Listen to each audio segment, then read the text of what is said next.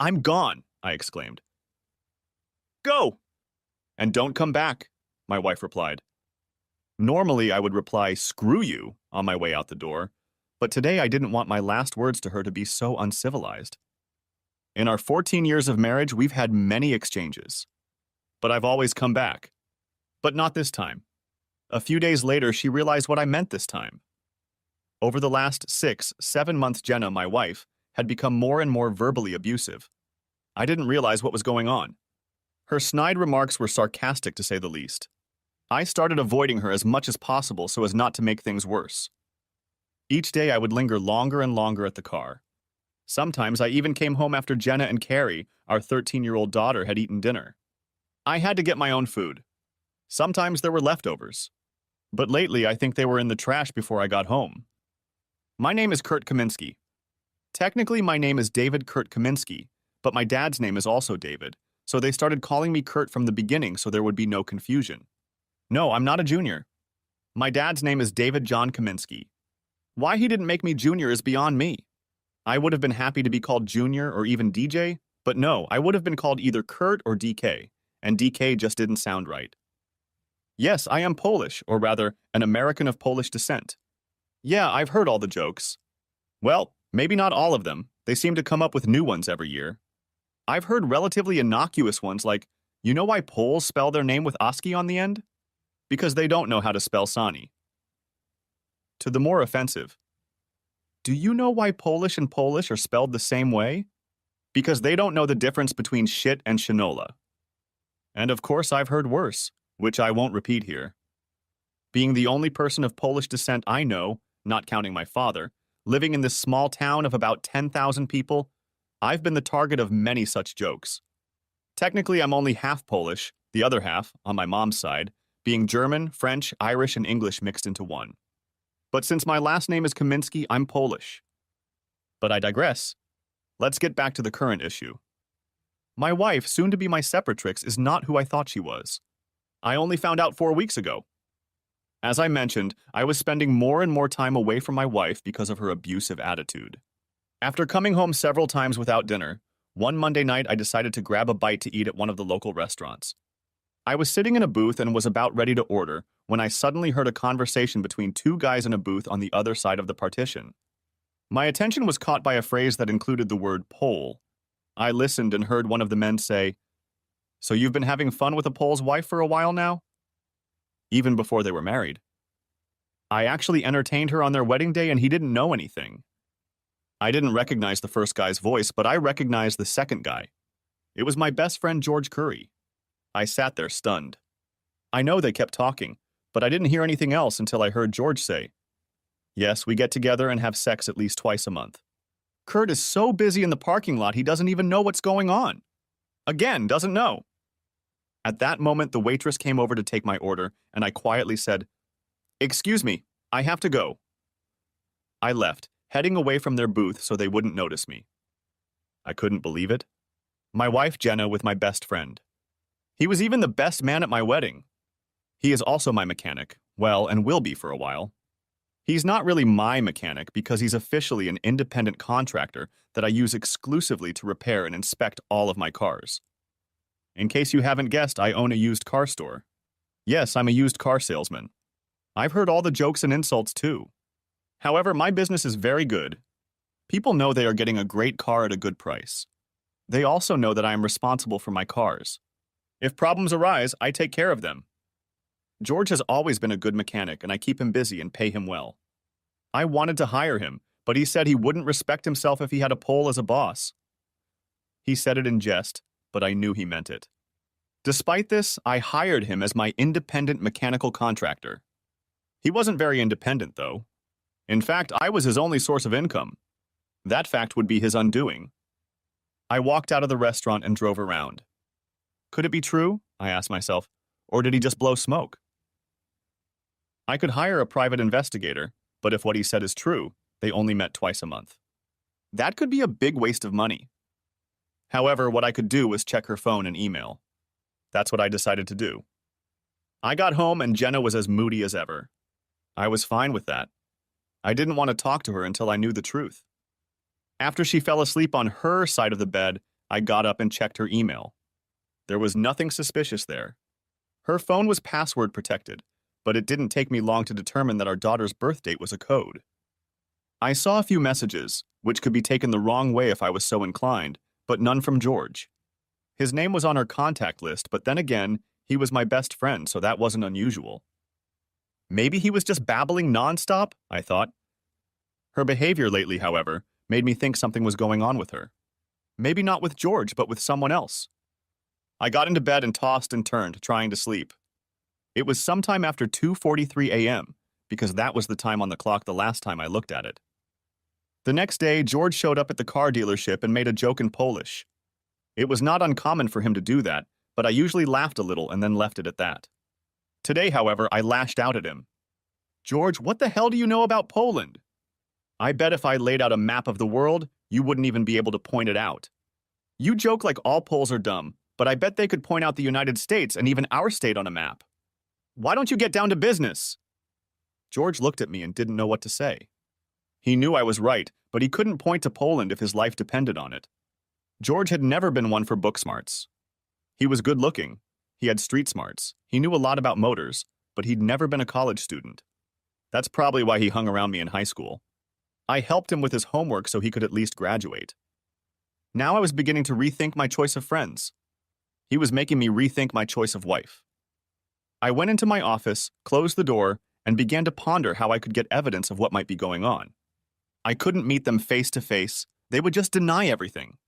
I needed proof. I called a private investigator in Santa Fe.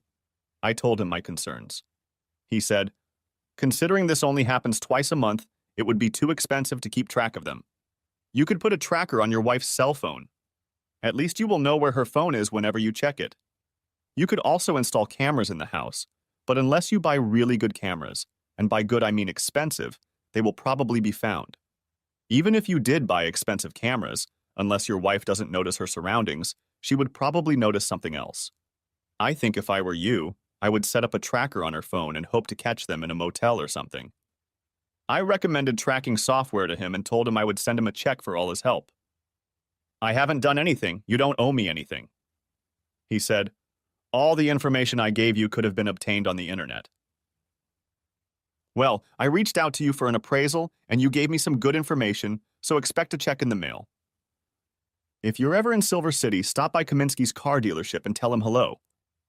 I don't usually come to this part of the state, but if I do, I'll be sure to look you up," he said, and I realized he meant it. Part of the reason I was successful in selling cars was because I made people feel valued. I learned early on that people need to feel that they are important and that what they do matters. I looked at the tracking software and figured I could do at least that. Then I looked at the camera and realized he was right. He'd saved me money, time, and the embarrassment of buying cameras that I had no doubt Jenna would notice. That night, when everyone went to bed, I got up, downloaded a tracking app on her phone, and synchronized it with my phone. It would run in the background without her knowledge. I slept better that night. The next day at work, I checked the app periodically. She worked part-time at the university bookstore. She only worked 20 hours a week. The money she received she called mad money and spent it on whatever she wanted, usually going to the salon. Later I checked, she was at the grocery store. And even later she was at home. George was in and out most of the day, but when Jenna was home, he was at work, so at least that day I was sure nothing happened. That evening, I decided to try to be nicer to my wife and daughter. When I asked if they wanted to go out to eat at Revel Restaurant, the wife seemed to respond a little better. Carrie, however, was a typical 13-year-old girl, unsure if she wanted to see her parents. I insisted, and she reluctantly headed to the car. Dinner was nice. I made sure to mention George in conversation, and Jenna averted her eyes, but quickly changed the subject when she saw me looking at her, which heightened my suspicions. I wanted to know if what George was saying was true. I had to find out somehow. I didn't bother to check her phone that night. I couldn't check her calls or messages, so either she deleted them immediately or didn't do it at all. As I got into bed, I said to Jenna, "Thanks for agreeing to have dinner tonight." "Thank you, Kurt." It was a nice surprise. She looked at me and said with a look, "Maybe you'll get lucky today." It's been a while, but like I said, we haven't really been getting along lately. Jenna finished her nightly bathroom preparations and got into bed, snuggled up against me. I had mixed feelings about possibly having sex with her. If she was cheating on me, did I want that? I decided that until I had proof, let her initiate and reciprocate on her own. I would not take the initiative. We eventually had sex, but it was very vanilla and not worth going into detail about. Oh well, at least I enjoyed it. For the rest of the week, I checked the location of her phone and found nothing unusual. Saturday night, when she was already asleep, I checked her phone for messages or calls and again found nothing. I was almost to the point where I convinced myself that George was lying through his teeth, trying to impress some guy with his sexual exploits. It wasn't the first time this had happened. I'd known it since high school. I went back to bed and began to toss and turn again. My subconscious was keeping me awake. It was 2 in the morning, and I was lying there staring at the ceiling, unable to fall asleep, so I got up and went downstairs to get something to drink. Hopefully it would help me sleep. I sat there holding a glass of Jack Daniels and Coke in one hand and her phone in the other. I decided to check her phone one more time. I entered the password, my daughter's date of birth, and opened the phone on the home page. And then it hit me. Our daughter's birth date was key. Our daughter's pregnancy was difficult. We thought several times that we would lose her during the pregnancy. Something about her rhesus didn't match my wife's. It felt like my wife's body was fighting the baby inside her. The last 3 weeks of the pregnancy, my wife was on bed rest so she could carry the baby to term. She actually carried her to term, and exactly 9 months later, on our wedding day, Carrie was born. We were so happy. She was healthy, but she was hard to handle. She cried all the time, didn't get enough sleep, didn't want to put herself on Jenna's breast, and what's more, she was hard to handle. My wife, in Carrie's second year of life, explicitly told me that we weren't having another baby. This depressed me, but to be honest, the baby was sucking all the joy out of our lives. I mentioned that she turned 9 months old. These babies are called wedding night babies because they are conceived that night or on their honeymoon. A light went on in my head. If what George said was true, there was a good chance that Jenna was already pregnant before our wedding night. Jenna was on the pill. No, we didn't wait until we were married to have sex. In fact, it was a big part of our time together. The doctor, when asked how Jenna got pregnant, said that the stress of the wedding probably affected her hormones and made the pill ineffective. Well, if it was ineffective that night, then it was ineffective that day as well. Now I knew what I had to do. There was a 50% chance I wasn't the father. You know the expression, the early bird gets the worm? Well, George could have been an early bird. But in his case, I think the expression should be, early bird gets the worm. I got out of bed and went to the bathroom. I found some cotton swabs and went to Carrie's room. She was now a sound sleeper. By the time she was 4 years old, she had finally settled into a normal sleep pattern. Until then, she had had a hard time. She would lie there snoring with her mouth wide open. It was easy for me to take a cotton swab and run it along the inside of her cheek. She didn't even wake up. I put it in a plastic Ziploc bag and repeated the process for myself. If it turns out that Carrie is my biological daughter, that still leaves me with questions about Jenna's fidelity. If, however, Carrie is genetically not mine, that's when the shit hits the fan. Sunday was chores day, and we each had our own things to do. I took my time socializing with them to limit my attention to Jenna and Carrie. I was having a hard time keeping my emotions in check, so I didn't want to give anything away. I was eager to know the results of my suspicions, but I had my doubts. The question had been on my mind all day. Jenna asked me, "Is something bothering you, Kurt?" I needed to come up with something quickly, so I said, "I want to buy a large number of cars at the next auction to fill my lot. That means money will be tight until I can make a few sales to make up for it." "Well, don't overwork us," she declared. She always said "we" when talking about the business, and it was probably a good thing that she thought it was ours. But the reality is that when I opened the parking lot, I incorporated the company to limit my liability. We live in a litigious society, and I didn't want anything done in business to negatively affect my personal life. "I think I'm going to pay off all of my credit cards and cancel all but one so that our credit looks a lot better," I told her. It was a ploy to explain my plans to her, to ward off any possibility of her screwing me over financially if she found out about my plans. "Whatever you see fit," she said nonchalantly. This idea came to me at the worst possible moment. It's amazing how your mind can work if you let it.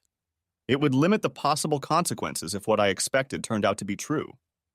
So, early Monday morning, I took my samples to Western New Mexico University and talked to someone in the science department. They referred me to the head of the department. He told me that they had a program in cell and molecular biology and that they would be happy to take it on.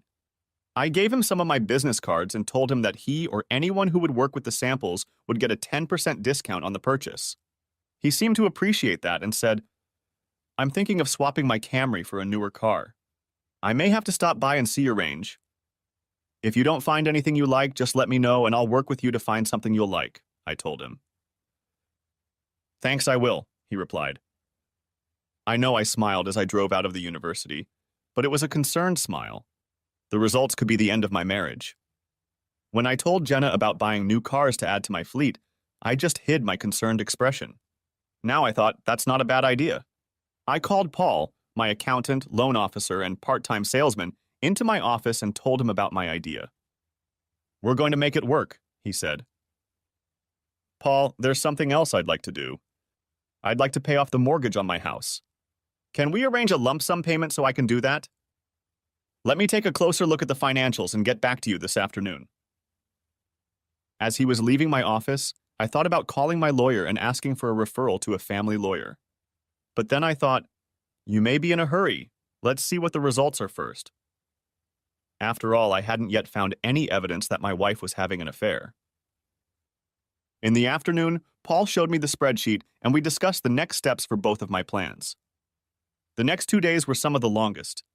I was on hold, waiting for the results of the DNA tests. Late on Wednesday night, I got a call from the head of the department. He was on his way over with the results and to inspect the car. When he arrived, I directed him straight to my office. He looked at me, and from the expression on his face, I could tell what the results were. Then he spoke up and confirmed it. The two samples taken are unrelated. I nodded my head, and he realized that although I had expected it, the news had shocked me. He gave me a moment to think about it and held out the envelope with the results. I looked up at him, my expression changed, and I asked, "So what kind of car were you thinking of?"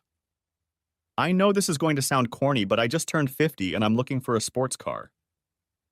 "I was thinking about a Mazda Miata." I told him I didn't have such a car, but I was going to the auction the next day and would try to find one that was fine both mechanically and cosmetically. I will call him this afternoon and let him know what I have found. As he was leaving, I told Anna, my secretary, planner, office manager, part-time salesperson, that I'll leave early, but if you need me, I'm only a phone call away. I knew she wouldn't call. She rarely needed me. She could handle almost anything that needed to be done. I drove around town just looking. Strangely enough, things looked different to me. I called my lawyer. He was saddened by the news, but referred me to another lawyer who he knew would do the right thing. I called and made an appointment for late the next evening. I grabbed a bite to eat at a restaurant and thought about it while I ate. Had I wasted the last 15 years of my life? I couldn't even say that I had even had a child from this marriage.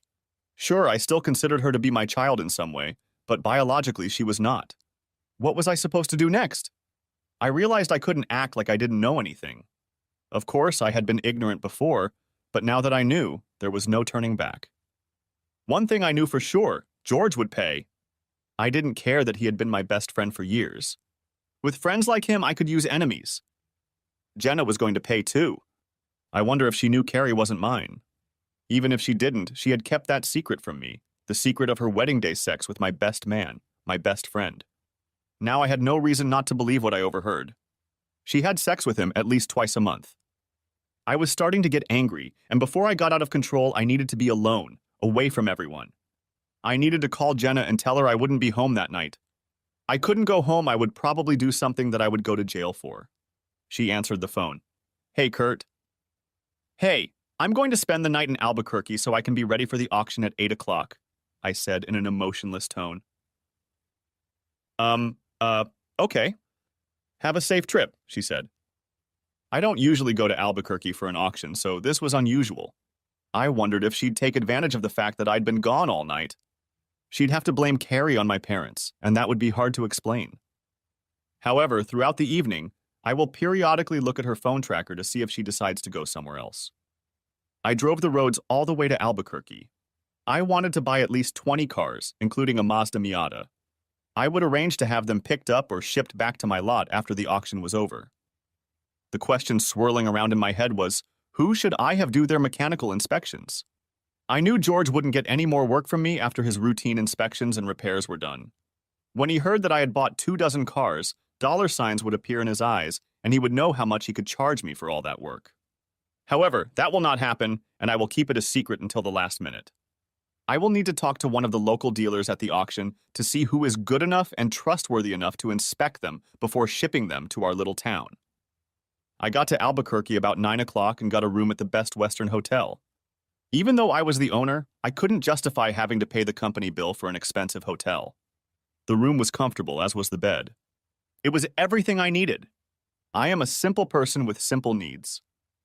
When I walked into the house, I immediately checked Jenna's cell phone. I found that she was still home, or at least her phone was. I had trouble sleeping that night. I kept going over in my mind why she'd done what she'd done. How could she justify having sex with him on our wedding day, let alone doing it with him twice a month for who knows how many years? I began to reevaluate our marriage.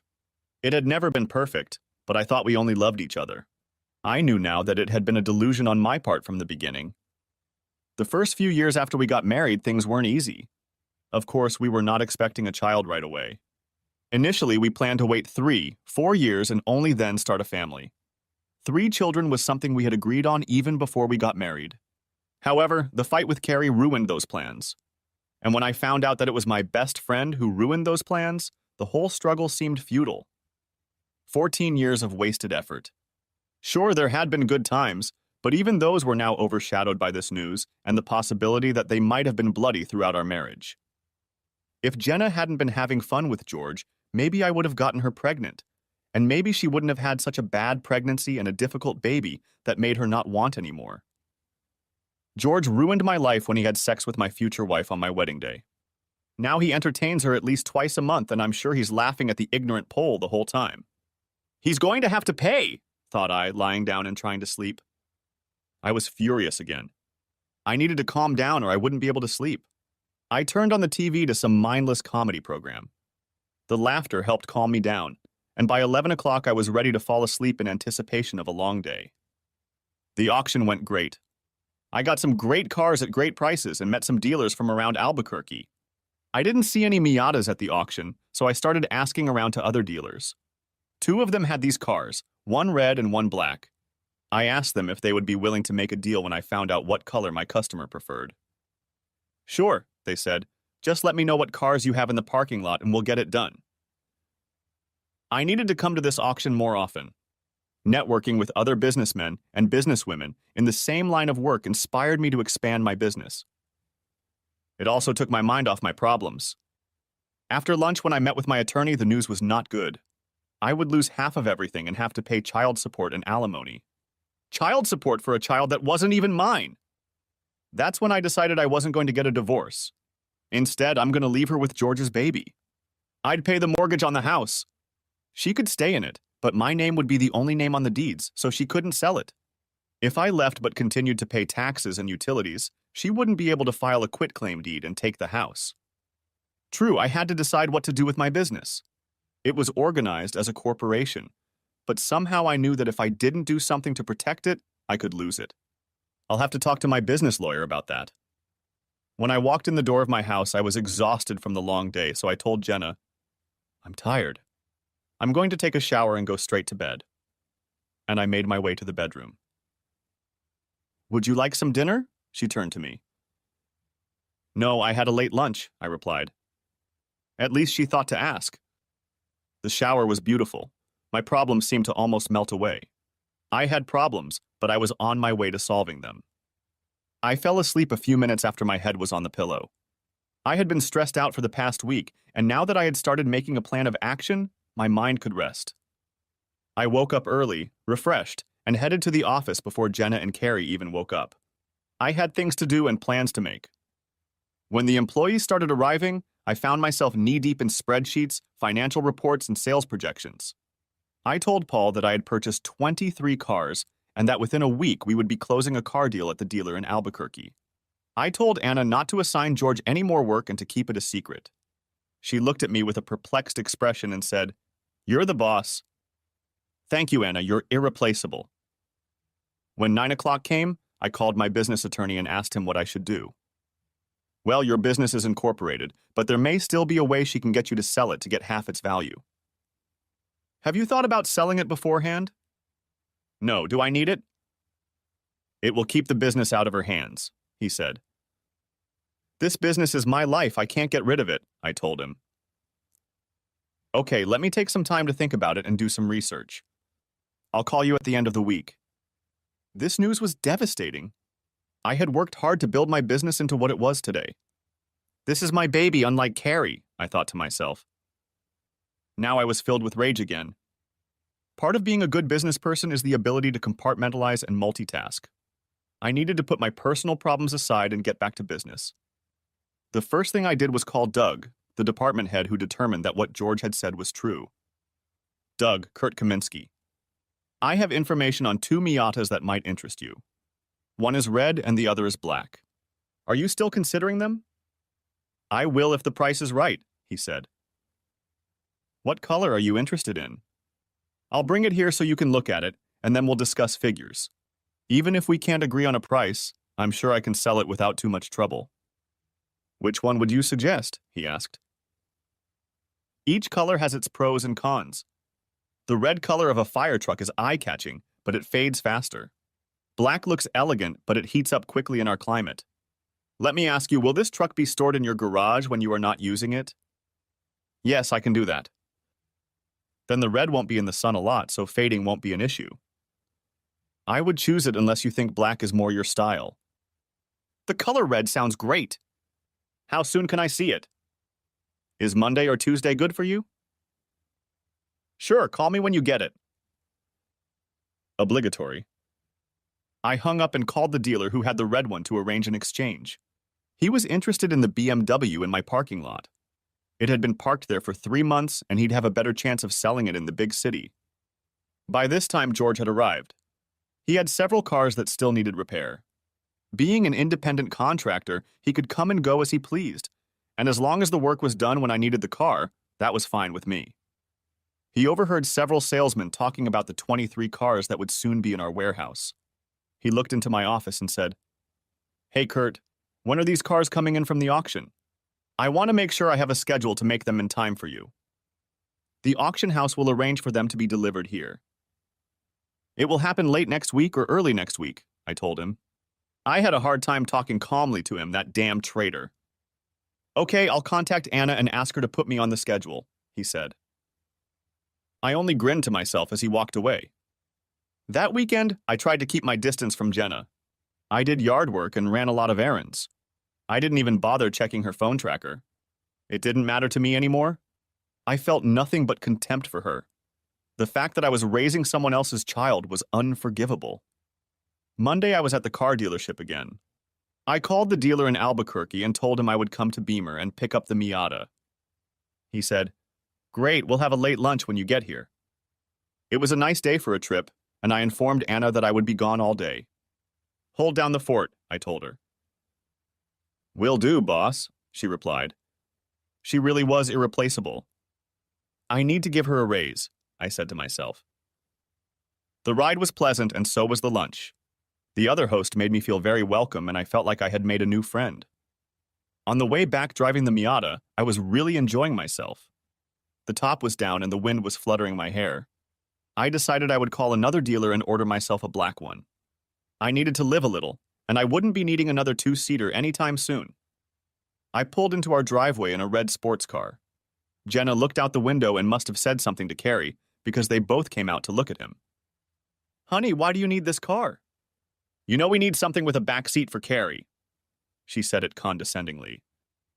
"Just picked it up from Albuquerque for a client." "Thought each of you might want to take it for a ride," I replied. "No, honey, I don't like small cars." Jenna said it with a touch of disdain in her voice. "Carrie?" I said, indicating for my daughter to sit down. "No, Dad, I feel bad enough being teased about my last name. I don't want to be seen in the company of a Polish, used car salesman." She said it the way only a teenager can say it. I was stunned, to say the least. Where did this disrespect come from? I looked at Jenna, and she was acting like Carrie had done nothing wrong. Great, now both women in my house disrespect me.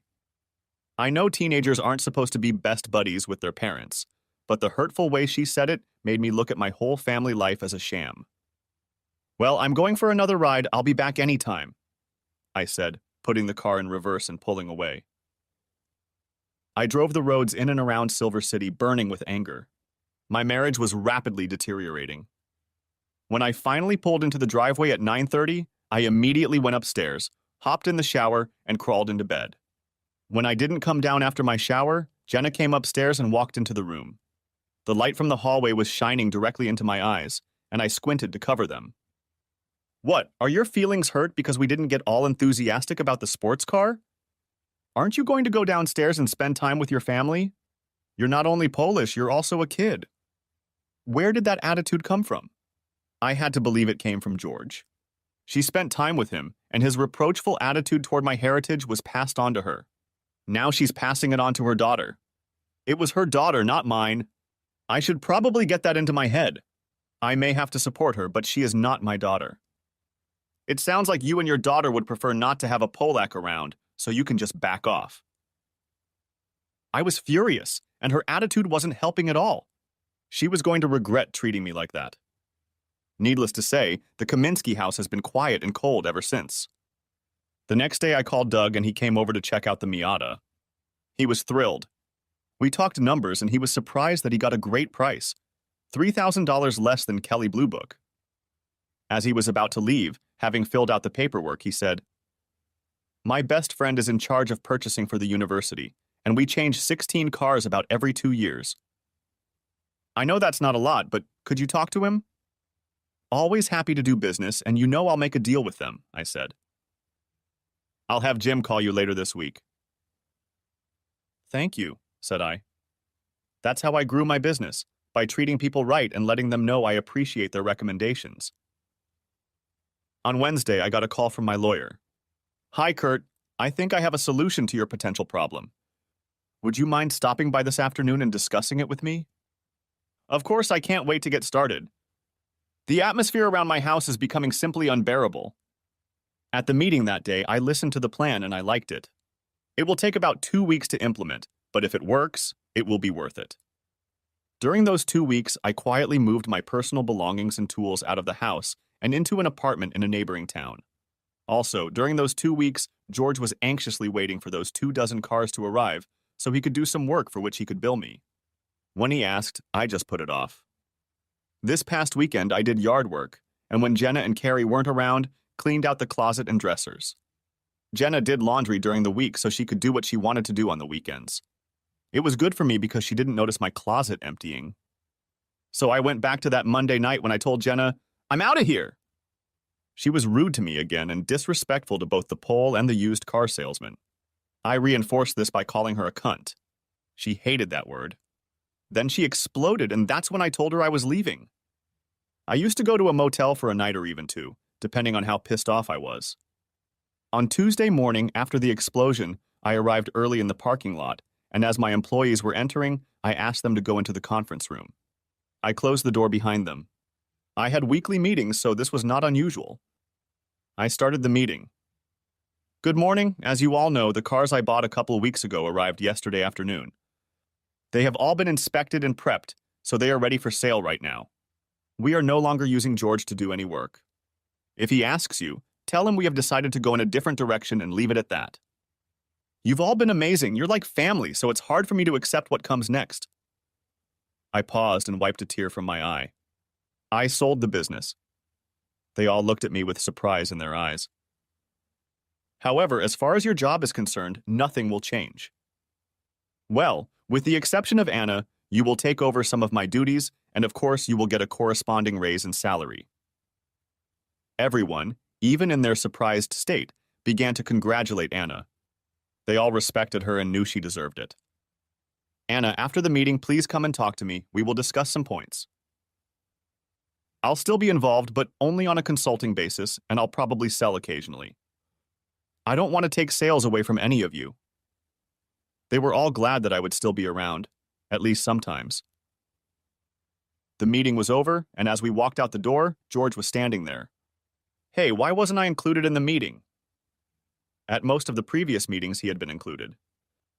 I said, because this is a staff meeting and you're not a staff member. He hesitated for a moment, then said, I see the cars have finally arrived. I'll start repairing them right away. No, they have already been thoroughly inspected and prepared for sale. Nothing needs to be done to them, I said sternly. He looked at me, stunned. But I'm checking all your cars, Kurt. What's going on? George, I sold the business and the new owner wants to move in a different direction. I told him, not intending to blow it up. I would save that for another day. I left it at that. I realized that sometimes it was better to say fewer words. I can't believe you sold the business, he exclaimed. What am I supposed to do now? Of course, it was all about himself. He was effectively told that he was out of a job. Well, I said, you can pick up your check for what you've done in the last 2 weeks. It wasn't much. Anna had only used his services a few times. He'd relaxed before delivering 23 cars, thinking he'd be busy when they arrived. How wrong he was. I didn't feel sorry for him at all. I just wanted to tell him it was because he was a traitorous asshole. Meeting Anna, I asked her if she could keep our conversation private. Of course, Kurt, you know I would never say anything you didn't want me to, she assured me. Okay, here's the deal. I've set up companies that I've incorporated in Nevada. One of the companies buys this parking lot, the other company buys another company. I am the sole owner of stock in both companies. At some point, I will divorce Jenna and ensure that she doesn't get this business. Why? She asked. I moved out of my house. Jenna doesn't know it yet, but I'm not going back. She's having an affair with George. Carrie isn't really my daughter. I believe she belongs to George. I don't even know if Jenna knows, let alone George. They'll find out soon enough. I will not seek a divorce, but will continue to pay the utilities and taxes on our house.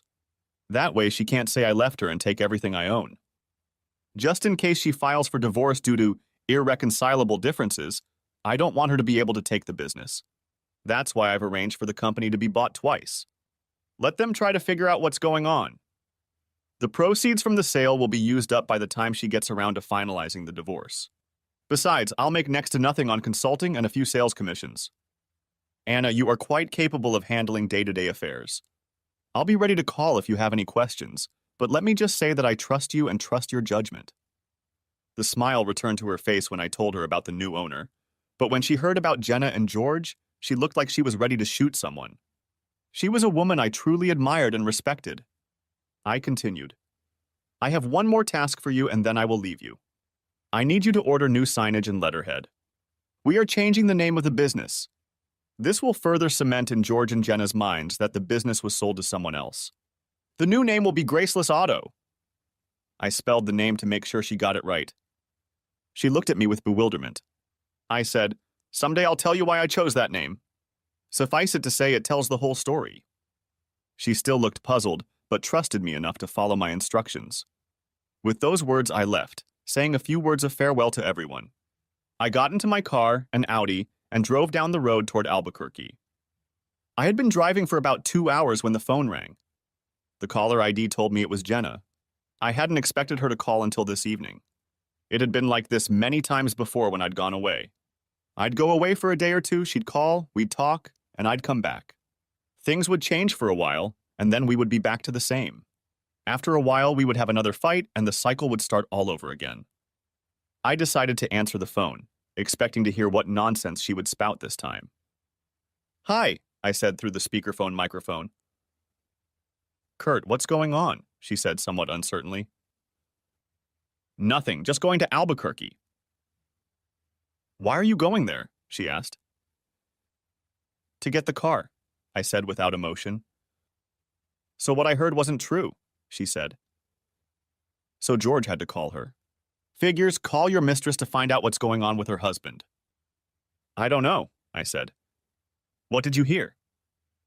George called me and told me you sold the business. Why would he call you? I asked, stumping her. She corrected herself. He's your best friend. He was wondering if I knew what was going on. Best friend, what a joke. I was a joke to him, a stupid Pole, helpless and unaware of what was going on behind his back with his trashy wife. I told Jenna, I guess my family was embarrassed that I was a used car salesman, so yes, I sold the business. Now you don't have to carry that stigma anymore. Shouldn't we have talked about this first? She said. I'm sure she was worried about how we were going to get on with our lives. It's my company, I owned it before we got married, and I can sell it whenever I want. I just hope the new owner treats my former employees well. So, did you get a good price for it? Again, she worried about how it would affect her standard of living. It didn't bother me. I just knew I needed to change jobs. I'll start looking after I take a few weeks off to rest. What about the mortgage? She asked. Oh, I used the proceeds to pay off the house. You don't have to worry about that. All we have to do now is pay the utilities and taxes. What about food? What about gasoline? What about insurance? She said, almost hysterical. Oh, I guess I'm a stupid Pole. I didn't even think of them. Do you think you could have taken more hours at your job? Now she was excited. When are you coming home? There it was, the moment of truth. I won't, I said without thinking. What? I told you last night I was leaving. You told me not to come back, so I'm not coming back. Don't worry, I'll find a way to pay all the utilities, so the lights won't be turned off. You can't do that, Kurt. You have to go back. I could hear the desperation in her voice. No, I really don't know, said I in an impassive voice. Kurt, don't do this, she cried. Already have, I said. What about your daughter? She asked, trying to tug at my heartstrings. You mean Carrie, the girl who's ashamed of her last name and the fact that her old man is or was selling used cars? Kurt, she's just acting like a 13-year-old girl. You can't take it personally. Well, it doesn't matter anymore. I'm not coming back again, so none of you will be embarrassed by me. With those words, I hung up and turned off the phone. Let her think about it. I knew she was trying to call me back now and would be annoyed that I wasn't picking up. I calmed down after the phone call and tried to enjoy the leisurely drive to Albuquerque. I could only assume that the next call she would make would be to her lover to get more information and let him know what I had said. When I got to my destination, I turned my phone back on and saw that I had 5 messages. I listened to them all. 3 from Jenna, 1 from George, and 1 from Anna. I called Anna right away. Hi, Anna, I'm sorry I turned my phone off. I've been getting some unwanted calls. Yes, I know. Your wife and George called me to find out where you were. I told them you no longer own the place, so you're not stopping by anymore. I hope everything is okay. Perfect, said I. If they give you a lot of trouble, tell them you're calling the police about harassment over the phone. I like that, she said. Kurt, you may feel like you don't have family or friends anymore, but trust me, you do. We are your family, and we always will be. Thank you, Anna, you knew what to say. I hope your husband knows how lucky he is. Believe me, he knows. He tells me about it all the time. Never lose that. Never take each other for granted. I'm not going to, she said. I hung up the phone and wondered whether to call my cheating wife or the asshole who was backstabbing me. No, I'd let them handle it. I got out of the Audi and entered the office of the car dealership. There the owner was waiting for me. I have the Audi I told you about. Would you like to see if we can do a trade-in? Let's see, he said. He was impressed with the condition of the car, inside and out, as well as under the hood. He looked at me and said, I can sell it in a week. Are you sure you want to do a trade-in? I think I'll get a better deal. Sometime in the future you can reciprocate. I'm not here to make money, I'm here to get a sports car. Half an hour later I was back on the road, with the top down, enjoying the ride. Now we had to decide where to go. North sounded good, so I headed for Santa Fe. For the next 2 weeks I traveled through northern New Mexico, Arizona, southern Utah, and Colorado. I wanted to be in the neighborhood in case Anna needed me to come back. I called her several times, and when it was clear she had it all worked out, I decided to head west. Sure enough, I kept getting calls. First they were annoyed, then apologetic, and finally downright bitchy. I listened, but I didn't care. When I got the call that my credit card had been canceled, I just laughed. When George called and told me I was a terrible person for leaving Jenna and Carrie so easily, I had to laugh even harder. I got a call from my lawyer. Jenna called and threatened to file a child abandonment petition if I didn't contact her and get back to her. I called him back. "Hey, it's Kurt. So you've been getting threatening phone calls from my wife?" said I. "Yeah, but I wouldn't worry about it. If you're still paying for the house, she'll have a hard time proving it." "I can do something better for you," I said. "I have a tape of me telling her I'm leaving and she asks me not to come back." "That's awesome." "Send me a copy," he said. "If she gives me any trouble, I'll pass it on to her lawyer." "Let her lawyer try to put pressure on her." "Thank you. I'll call you in a week to see how things are going." I've traveled all over the Southwest. The Miata wasn't the most comfortable car, but it was fun. There were lots of people looking at me, even tits glimpsed by bored, horny, middle-aged women. But I wasn't aiming for that after all. I was still married, for that matter. I went to Reno, then to Lake Tahoe, the coast, Napa Valley, and Highway 1, looping along the coastline. I stopped in Yosemite, then San Diego, through Death Valley, to Vegas, and then to Phoenix. I took my time. I stopped at parking lots, talked to the owners, and just chatted about this and that. Some of them were jealous that a guy in his early 30s could just take off and travel. After traveling for about 3 months and 8,000 miles, I decided to come back to Silver City. I stopped by Bezradny Auto and was greeted by my entire team. In fact, there were several new faces. They all welcomed me back. When I walked into Anna's office, formerly my office, she looked up. When she saw me, her smile got even wider. She stood up, walked around her desk, and gave me a big hug. We talked for a while, and then I asked, "Do you think I could have everyone over to Wrangler's to eat and drink? Could you close the store at 5 o'clock?" It was 3 o'clock at that point, and I had some errands to run. "Of course I'm going to push for it. The whole team will be there." I said goodbye to them and told them I would see them in 2 hours. They were in a good mood. I visited my attorney. He had informed me earlier that Jenna had tried to disinherit me to get all of my assets, but he was able to thwart her attempts. We talked about what to do next. At 5 o'clock, I met up with the team at Wrangler's restaurant. We had a great dinner and were happy to chat with everyone. After about an hour and a half, they started going home. Finally, it was just me and Anna. She looked at me and said, "You know, Kurt, you may think you're helpless and vulnerable and don't understand anything, but you're wrong. You just trusted the ones you loved." I looked at her. "So you guessed it, huh?" "Yes, it took me a while, but you said the new name reveals the whole story. It kept me on my toes until I figured it out. You can be Polish, but all the jokes can never describe the real you. Jokes are an insult to you and your heritage." "Thank you, Anna. You really are the main reason I came back. I had to see how you were doing with my duties. I'm happy to say that not only did you not fill my shoes, but you made your own pair." "I had a great mentor," she said gratefully. We hugged and she went home to her husband. He really was a happy man. I went back to the apartment I hadn't been in for 3 months. It was musty and needed a good airing out. I opened the windows and let the cool evening air fill the rooms. I grabbed a beer and sat on the deck overlooking the pool. There were a few people swimming and a family playing. Jenna and I had hoped and dreamed so much when we got married. Now they were all gone. I looked at the clock on the wall. It was about 8:30. I thought, looks like it's time for a showdown. I got up, jumped in my Miata, and drove to my house. I guess technically it was still mine. I had bought it before Jenna and I were even married, and the deed only had my name on it. When I pulled into the driveway, I was disappointed. The yard wasn't well maintained. In fact, it looked like the landscaping hadn't even been touched. The lights were on, so I figured Jenna was home. I walked to the door and knocked. A minute later, the door opened and Carrie stood on the doorstep. Her eyes got big and she asked, "Daddy?" "Hey, Carrie, is your mom home?" She stuttered, then screamed, "Mommy!" I heard Jenna yell from the kitchen in a strained, shrill voice. "What the hell is this?" She kept looking at me and said loudly in response, "Daddy."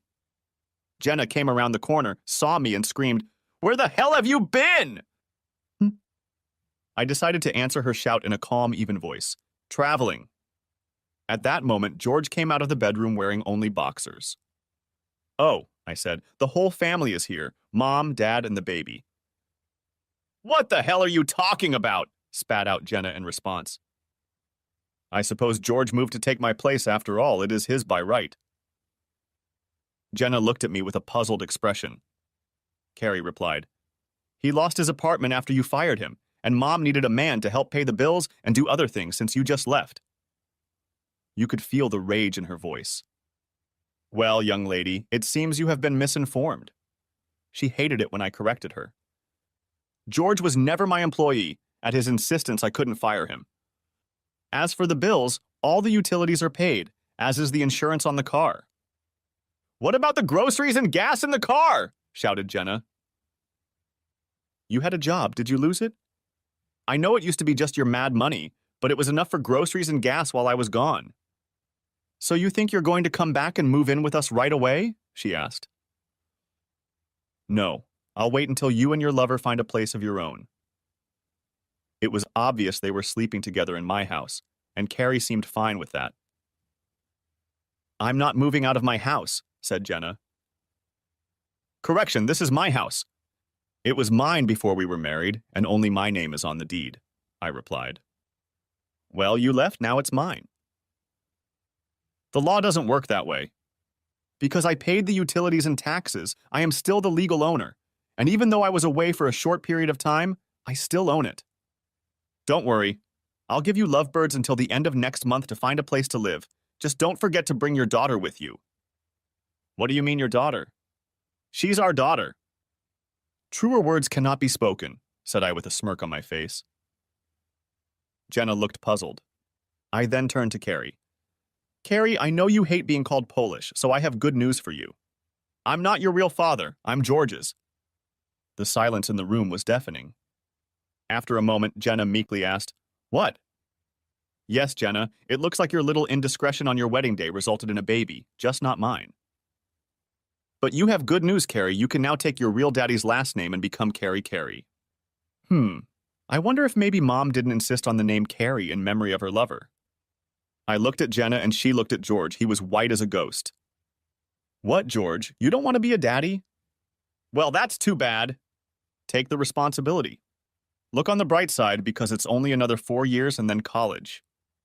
Jenna and George said almost in unison. I don't believe it. I tossed them the DNA report. See for yourself? They grabbed him, looked at him, and then both fainted. Carrie, tell the lovebirds that your mom will be served with divorce papers sometime next week along with an eviction notice. I turned and walked away. The whole time I was gone, I wondered if the affair had lasted throughout the marriage. In fact, I wondered if she had been faithful to me at all. We met when she came in to buy a car. George was working on the car, and we both thought she'd be a great choice for a date. Did she pick me or didn't she? I was indeed joyless, clueless, helpless, vulnerable. All the while, George was laughing at me behind my back and also making Polish jokes in front of my face. I went back to the apartment and got a beer or 4. I went to my lawyer in the morning and asked him to start the paperwork. Of course, I knew I would have to sell the house and split the proceeds, but as a barely working man, I wouldn't have to pay alimony or child support, especially since another man had already taken my place. At least that's what I hoped. I love Jenna, and I love George too. The betrayal was unbelievable. I won't be able to trust anyone, male or female, for a long time. Maybe I should see a therapist. When the divorce proceedings dragged on, I went back to work at the car dealership, but as a salesman. I made it clear to all the employees that I was no longer the boss and that I only needed 1 sale a week to pay the rent and buy groceries. In fact, I insisted that there was only one. When it came to court-ordered child support, I wanted to have no money at the end of the month other than my own meager living expenses. Jenna hired a lawyer. I don't know how she could afford it. Maybe he was doing it pro bono. He's going to be surprised. They checked my bank accounts and saw that I had spent the funds from the sale and even checked the transaction itself, but found nothing wrong with it. They didn't dig deep enough. I learned from my fellow salespeople that while I was away, George talked to Anna almost every day for the first 2 weeks about wanting some kind of job. She had no problem telling him no every time. Eventually, he gave in.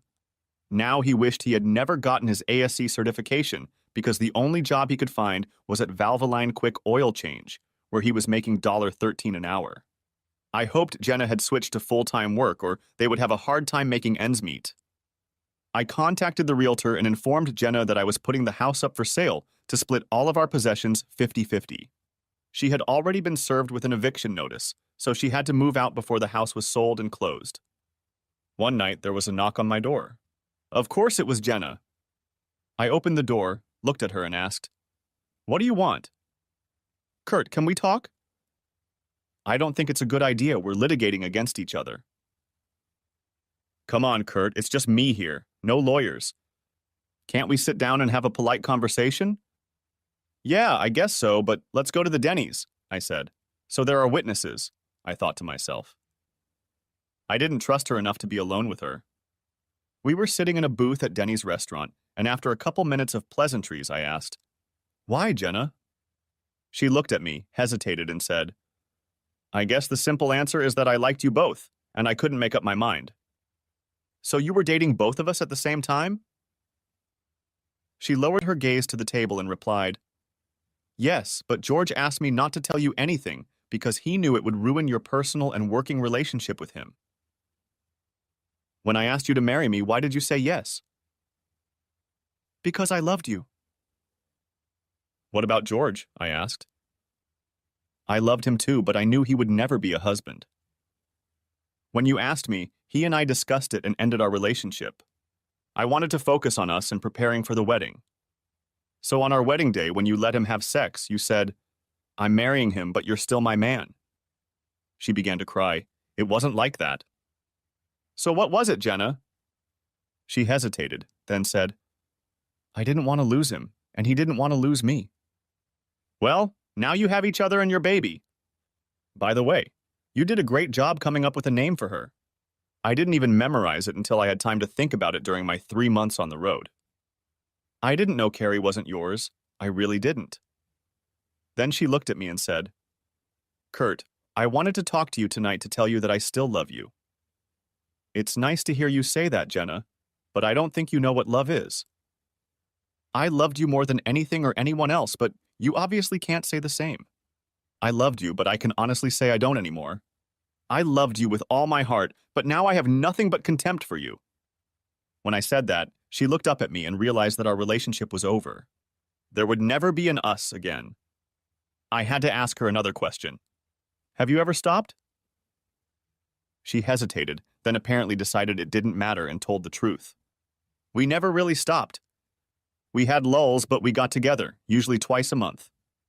I was hoping for a different answer, but either way I was glad she told me the truth. "One more question. What happened about a year ago that made you treat me so badly?" Your whole attitude began to change. The outward disregard became obvious. Her face reddened, and then she got a little angry. "George started talking me into having a threesome, but not with you. I could probably do it if you were involved, but we couldn't find a way to do it.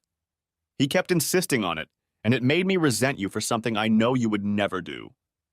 I know it sounds strange, but I thought I could make my 2 men love me together, and resented you for not being the kind of man who could allow it."